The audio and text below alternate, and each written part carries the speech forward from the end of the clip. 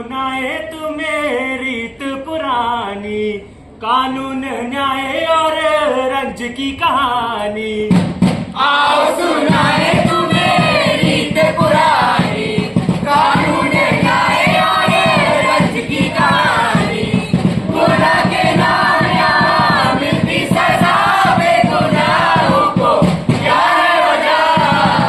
आओ दिखाए खामियां पुरानी, खामियों को तुम जानो, खामियों को पहचानो, खामियों को तुम जानो, खामियों को पहचानो, खामियों को तुम जानो, खामियों को पहचानो, खामियों को तुम जानो, खामियों को पहचानो।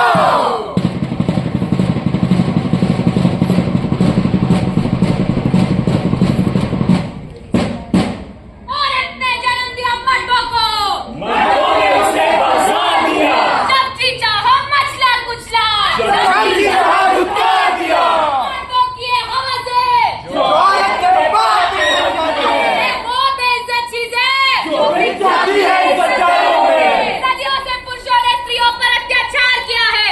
Women have been most vulnerable to social injustice and crime. तो महिलाओं की सुरक्षा को सुनिश्चित करने के लिए सरकारें महिला सुरक्षा कानून बनाती है। मगर क्या अब इन कानूनों ने जेंडर बाइस का स्वरूप धारण कर लिया है? खून प्रस्तुत करता है, मर्द को दर्द नहीं होता।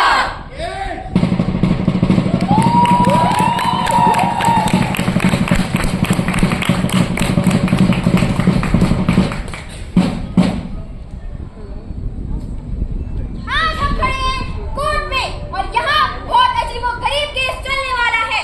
पर पूरा देश जानना चाहता है कि ये केस किया किसने है। मैंने ये केस मैंने किया है। आज तुम सबको पता चलेगा कि हमारे देश की न्याय व्यवस्था के दो सबसे बड़े स्तंभ कितने बड़े दोगले हैं। चलिए आइए फिर आपको एक छोटे से सफर में ले चलते हैं। सर जो तेरा टकराए क्या न्याय मिल ना पाए, आजा प्यारे पास हमारे, काहे घबराए, काहे घबराए। सुन सुन सुन अरे बाबा सुन, इस नाटक के नए नए गुण, कभी सही तो कभी गलत, काहे घबराए, काहे घबराए। आप सभी का जनता की अदालत में स्वागत है। आज हमारे कटघरे में खड़े हैं लॉ और जस्टिस। मैं कानून हूँ, मेरा काम है इस देश के नागरिकों को अपराध से बचाना। मैं नहीं, मेरा धर्म है सही और गलत का फैसला करना, वो भी बिना किसी डर या पक्षपात के। इन पर एक इल्जाम है। इल्जाम है, महिलाओं को न्याय दिलाया, पुरुषों पर रहा इनाम है। अरे ओ सांबा, क्या लगता है कितना केस पेंडिंग है इस देश में? 4 करोड़ सरकार, 4 करोड़। और कितने केसों का फैसला सुनाया जाता है हर साल?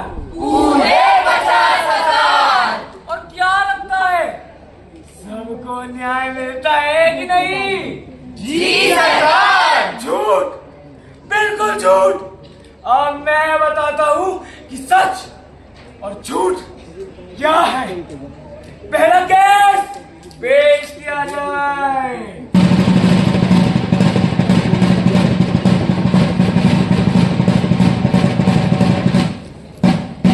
अच्छा तो मेरे प्यारे मिस्टर शर्मा, अब मैं जाती हूँ, खाना खाने का समय हो गया है।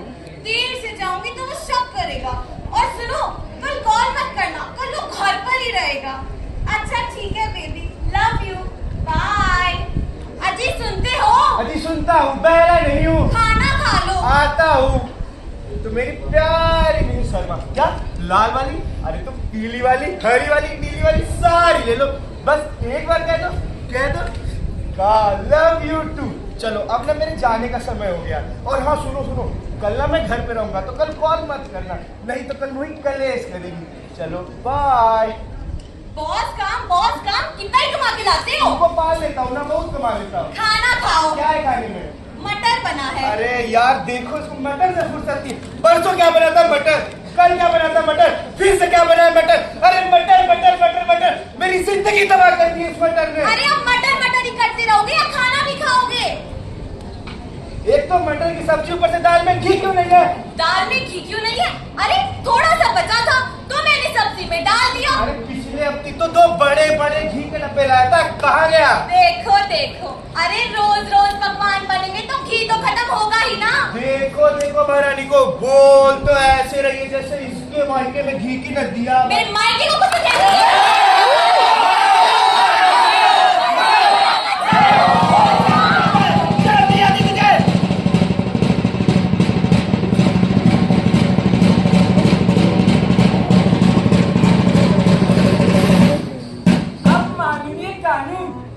बताएंगे कि इसमें इस बेचारे की क्या गलती थी? बेचारा?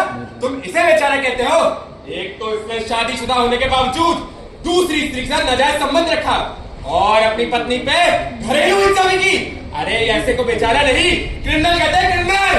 अगर क्रिमिनल बोल ही दिए तो ये भी बता दीजिए कि किस बेसिस पे बोल रही है। हाँ, सही तो बोल रहा है। According to section 498A of IPC, cruelty inflicted on women by husband or the relatives of husband is a criminal offense. तो सुना बच्चों तुमने, माननीय कानून और न्याय ने पहले ही निर्णय कर लिया कि डोमेस्टिक वायलेंस मतलब घरेलू हिंसा एक मर्द ही कर सकता है। ये तो वही बात हो गई कि नारी करे तो शक्तिशाली, मर्द करे तो अत्याचारी। नारी शक्तिशाली, मर्द करे तो अत्याचारी। इससे हमने क्या सीखा, क्या पाया, बताते हैं। क्या इस केस में कानून का पालन हुआ? हाँ। क्या इस केस में जस्टिस मिला? दूसरा केस पेश किया जाए।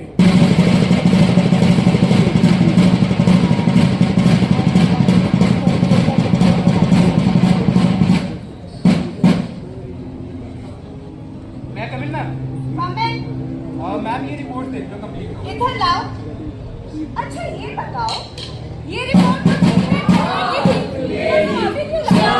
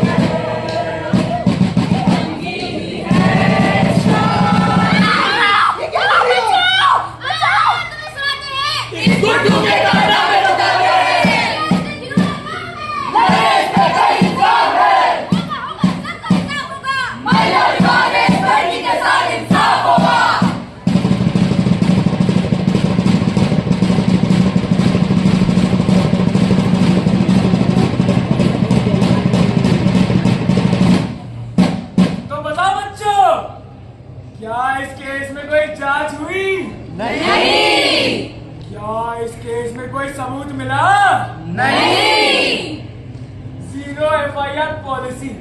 अरे नई चीज लाए हैं हमारे। अरे पर उसे तो कोर्ट में बेकसूर साबित कर दिया गया था और उसे जमानत भी मिल गई थी। 5 साल लगे ये साबित होने में कि वो बेकसूर था। तब तक उससे उसका घर, उससे उसकी नौकरी, उसकी समाज में कमाई गई इज्जत सब छिन चुका था। अरे क्या साबित करना चाहते हो तुम इस केस से?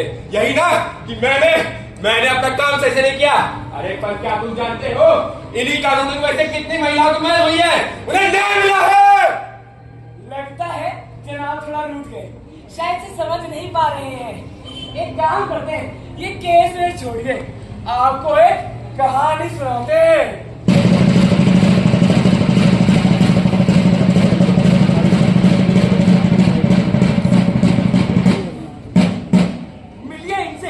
राज और सिमरन, 2 हंसों का प्यारा सा जोड़ा।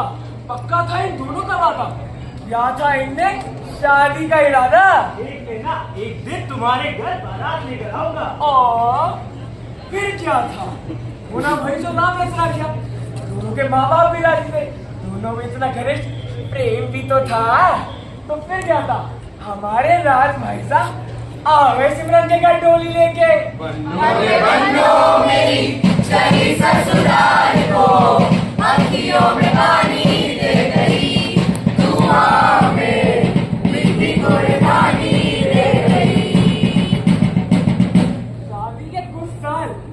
सब बिल्कुल परफेक्ट चला। ऐसा लग रहा था जैसे इन दोनों की जिंदगी को यश चोपड़ा ने डायरेक्ट किया। फिर ध्वज सिंह के रिश्ते में 1 करोड़ रोज झगड़े होने लगे और एक दिन तो वो मेरे सपनों की रानी। इस रानी को तो मैंने नौकर कहानी बना के रख दिया है। इस रानी की तो मैं कदर ही नहीं है। दिन भर चेक। अब क्या कर दिया मैंने? मुझसे और नहीं होगा। मैं नहीं कर सकती तुम्हारी बुढ़ी बुढ़िया के साथ और। बुढ़े बुढ़िया माँ बाप है वो मेरे। आखिर इस उम्र में मैं उन्हें छोड़कर जाऊंगा कहाँ? बाबा मेरा जीना आराम करके रखा है। बहू चाय, बहू नमक, कितना करेगी बहू? आप इस घर में वो नहीं रह सकते। इस घर में वो रहेंगे या फिर मैं। और अगर तुमने ये पैसा आज के नहीं लिया ना तो मैं तुम्हें छोड़ के जाऊंगी। उसके ऊपर मैं कोर्ट केस करूंगी। कोर्ट केस करोगी? मगर किस बिहार पे केस करोगी? अरे मारता पीटता हूँ तुम्हें। और ऐसा कौन सा अन्याय कर दिया है मैंने तुम्हारे साथ? अन्याय तुमने मेरे साथ डायरेक्ट क्या कर दी है? Domestic violence, sorry, mental assault. अरे बहू चाय लाना। चाय छोड़ो, चेहरा के चक्की पीछे तुमने। मेरी मदद करे। मैं सासू तुम्हें डाली के मारते। मैं कहूँगी कदर में पावर कैसे?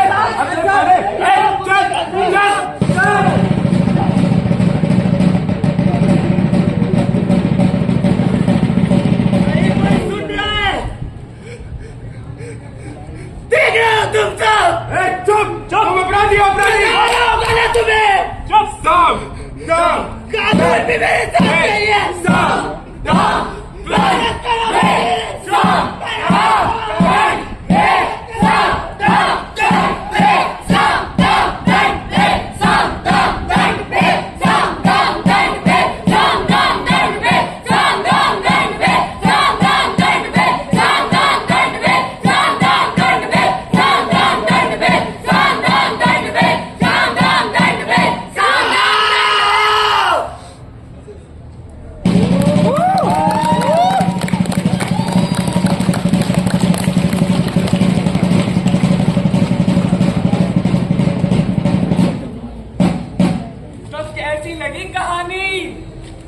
लगता है एंडिंग थोड़ी खराब थी ना। मैंने तो सोचा तुमने सोचा कोई बॉलीवुड मूवी है।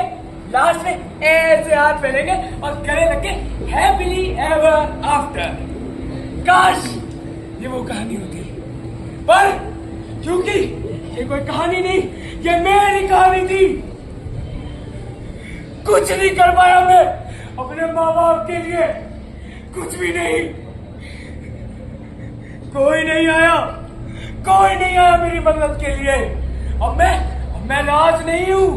अब मेरा नाम रूहदार, और एक रूहदार होने के नाते मैं समाज और उन कानून के ठेकेदारों से एक विनती करना चाहता हूँ कि न्याय तो बराबर दो। यदि उसमें भी कोई बाधा हो तो दे दो चंद कानून यहाँ, हम उसी में काम चलाएंगे, इसी पर उंगली ना उठाएंगे। मगर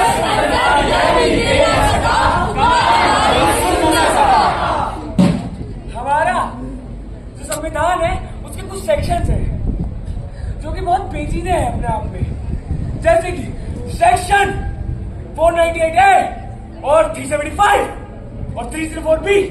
तीनों में एक चीज कॉमन है, यहाँ पे विक्टिम और अक्यूज का निर्णय पहले ही कर लिया गया है। मतलब हमारे कानून के ठेकेदार को पहले से ही पता है कि कौन जेल जाएगा और कौन खुली हवा में सांस लेगा। थोड़ा सा अन्याय नहीं हो गया? हम इस नए भारतवर्ष में रहते हैं जहाँ पे हमें अब जेंडर न्यूट्रल कानूनों की जरूरत है।